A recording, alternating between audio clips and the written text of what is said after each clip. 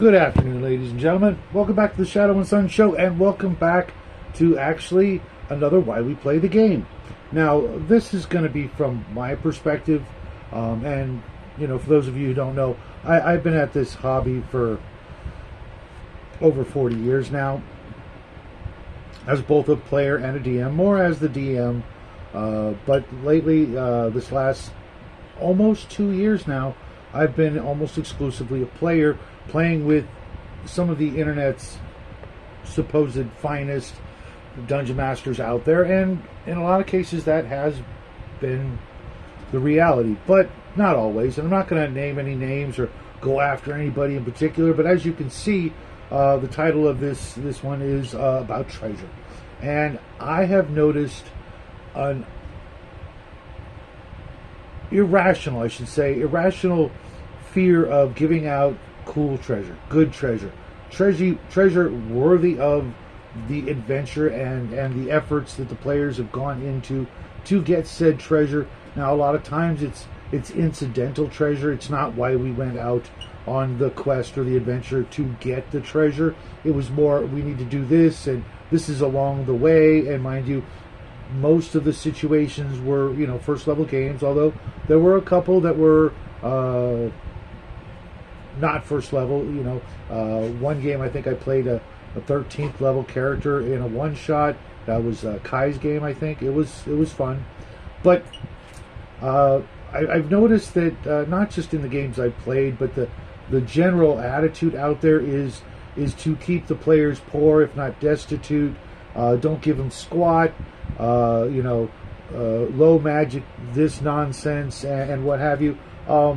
If I'm playing Dungeons and Dragons, I expect some treasure. That's why I'm there. I have rescued more princesses and other folks from dire peril. I've gone on thousands of quests and adventures over the years, and I have yet to come across a GM that makes the players, except for one exception, and I'm not going to single them out for greatness, mostly because I am a little biased. They know who they are, but for the most part, I've noticed that the GMs just don't want to do it, especially when it comes to magic items. And I'm here to offer a couple of tips from my perspective on why I think GMs should hand out better treasure than they've handed out before. Inflation in the real world being number one. That's a joke, folks. But real quick, this says it all, folks. This picture from back in the day, just look at that. Okay? That's what I want to see. That's what I want to feel. When I go into a dungeon or I go on an adventure and I pop open a chest, or I'm there helping pop open the chest, or whatever, when we pop open a chest or we find the treasure, I want to be wowed. Not like, oh, 10 gold. Thanks, GM. Can we fight some more monsters? Because, any sort of improvement or, betterment of my character is going to require me doing this, 20 more times before I feel a sense of accomplishment. Guys, GMs, gals, etc., don't be a tightwad. The treasure you hand out is free, okay? It's not costing you anything. The magic items that you hand out only allow the players to fight the next better challenge that you throw at them. Orcs, goblins, kobolds. If I never see another one of those again, I will be overjoyed. I want to fight giant spiders and beholders and displacer beasts and all the crazy monsters that we never get to fight on any sort of regular basis, because one, they should be super rare, but we as the adventurers are super rare. We should be finding the cool things, fighting the crazy obscure monsters from books like this. When was the last time you bumped into a Rakshasa or a dragon turtle, a beholder, gargoyles? No more giants. Done with giants. Boring as hell. How about a Hydra? Anybody fought a Hydra lately? Intellect Devourers?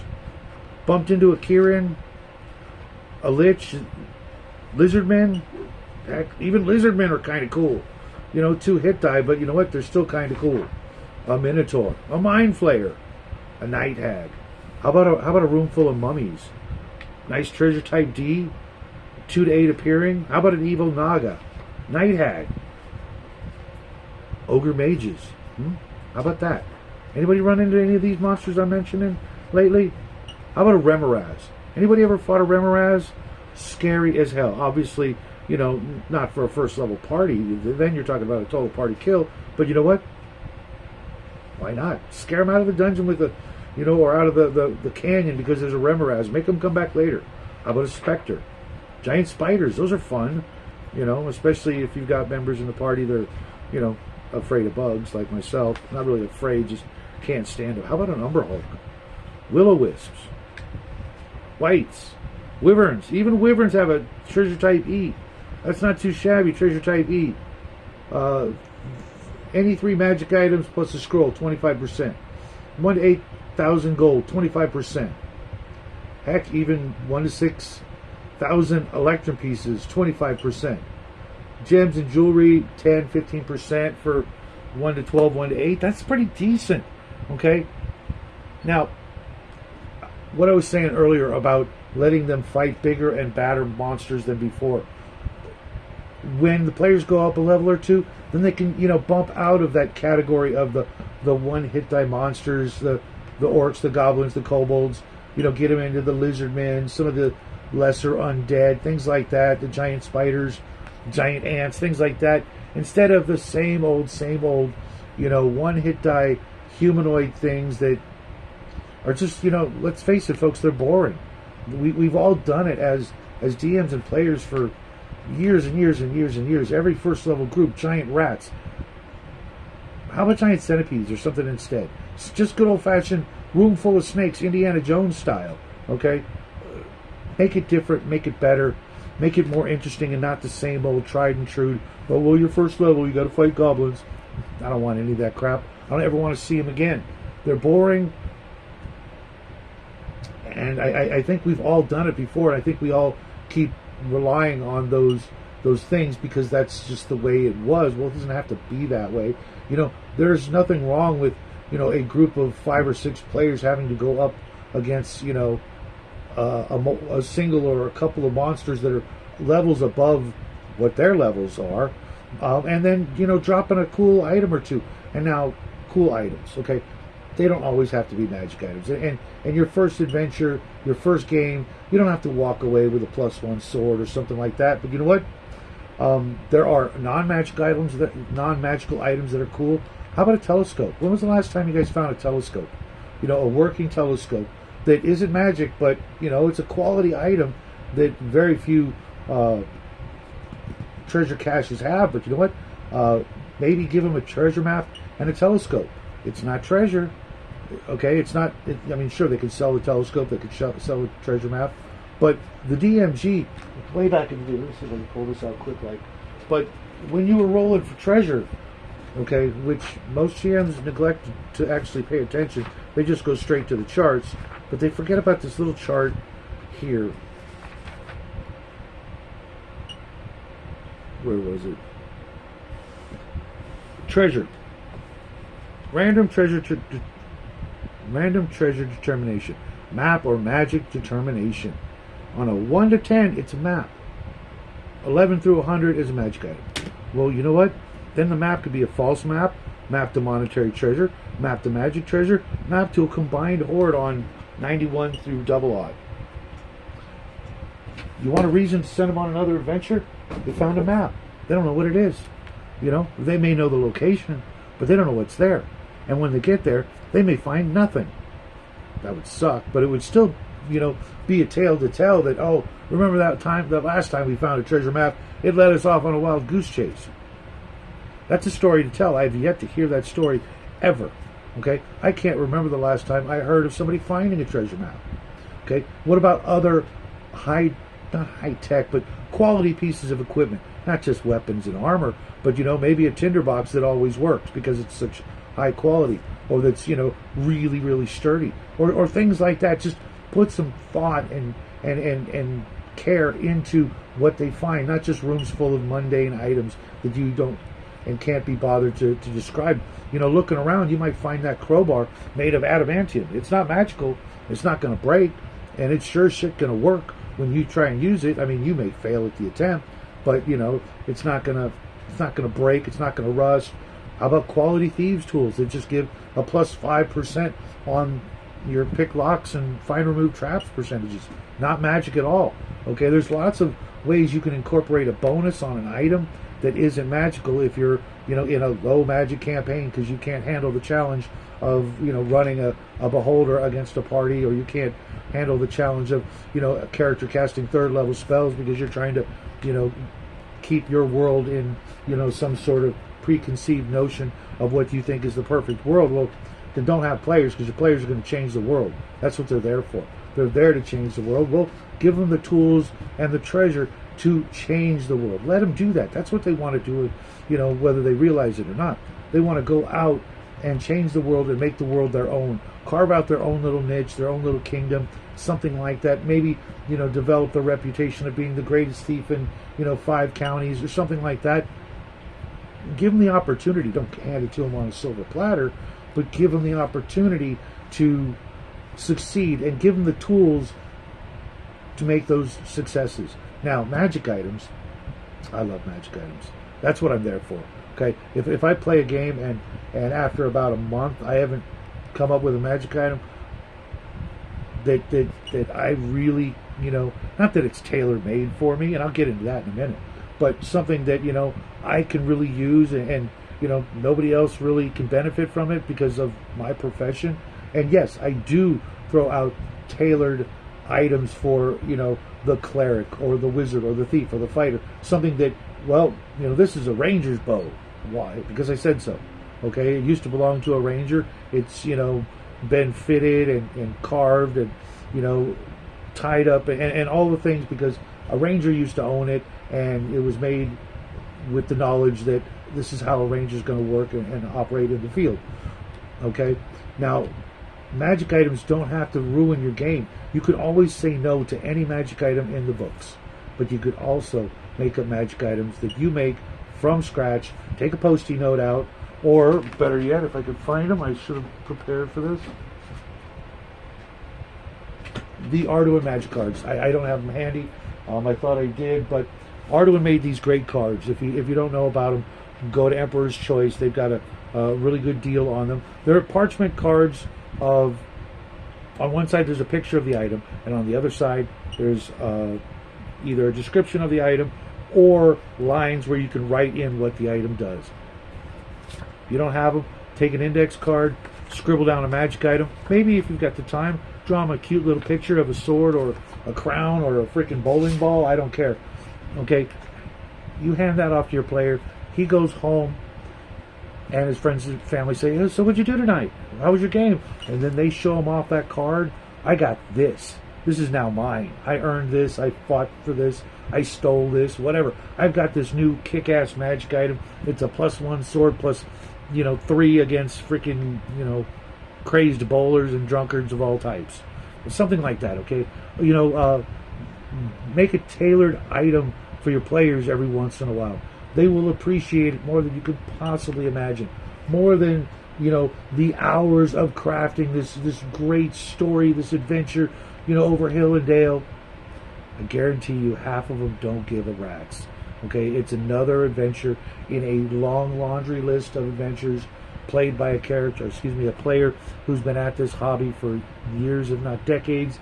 Your newbies, they'll love it even more. They'll expect it as the norm. They will remember you as the GM being the best because you put the extra effort into rewarding them for their efforts with something personalized, something that they can hold on to dear. I'm a huge material guy. I have got lots of possessions, but I know where I got every single thing. Every little item I own, I know where I got it, I know when I got it, and I know why I got it. Okay, I also know how I got it. Cold hard cash. But don't be afraid to do stuff like that, folks. Don't be a tightwad. Don't be a skinflint.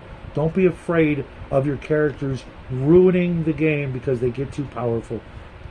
All that says to me is that You have not read your monster manuals. You don't like running against monsters. You'd rather everything just be a human, which bores the shit out of me. Sorry, but it does. I don't want to go and fight just more humans and more humans. If I wanted to do that, I'd just go into a ring somewhere and, get it out of my system. I want to fight monsters.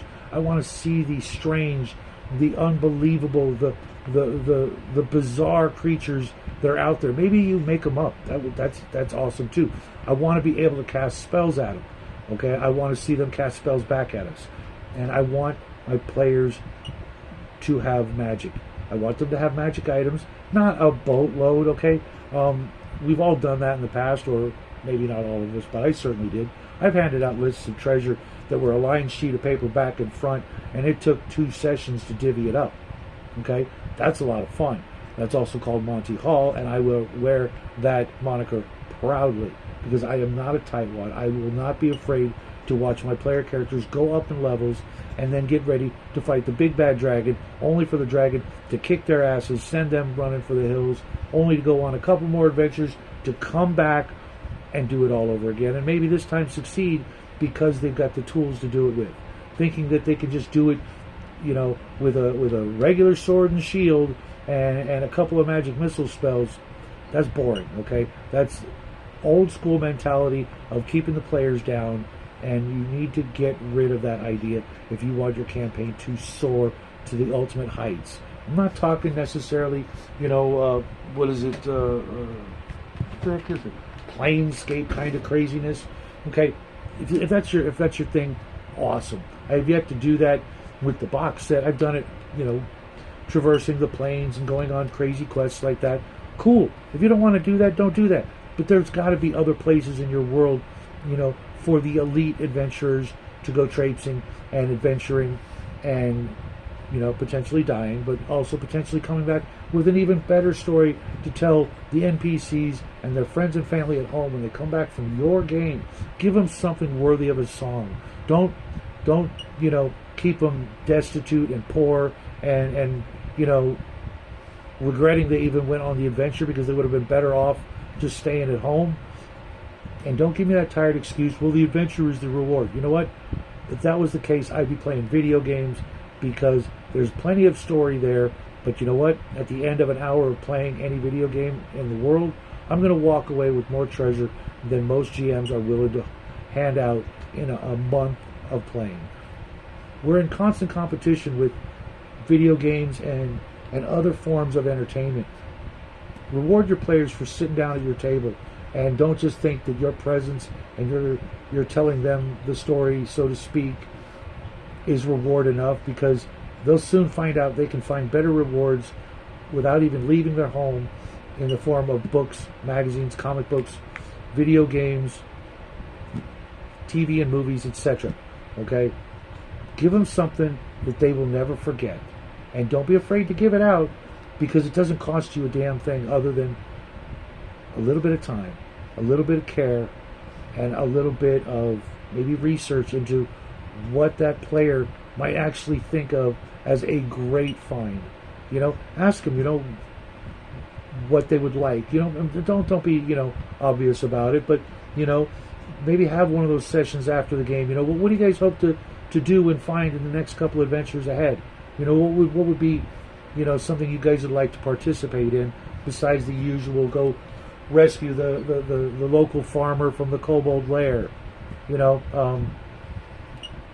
of this costs you anything but time, and all you have to lose are players at the table. I've seen it happen a million times where players literally leave because of the crappy loot you hand out. Don't be that guy. Don't be that DM. Don't be the DM wondering where all the players went when they're going to somebody else who's not afraid to hand out some cool stuff.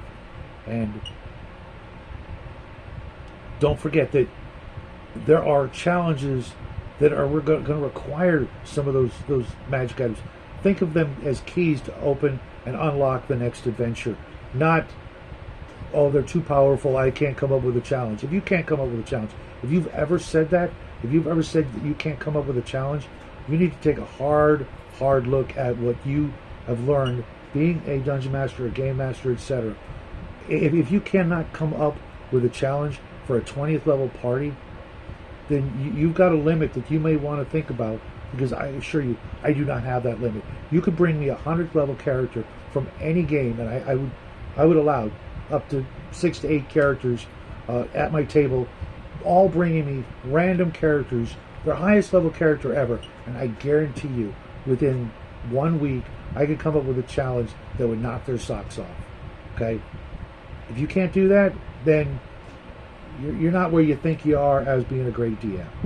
Challenge your players, challenge yourself, and have a awesome time.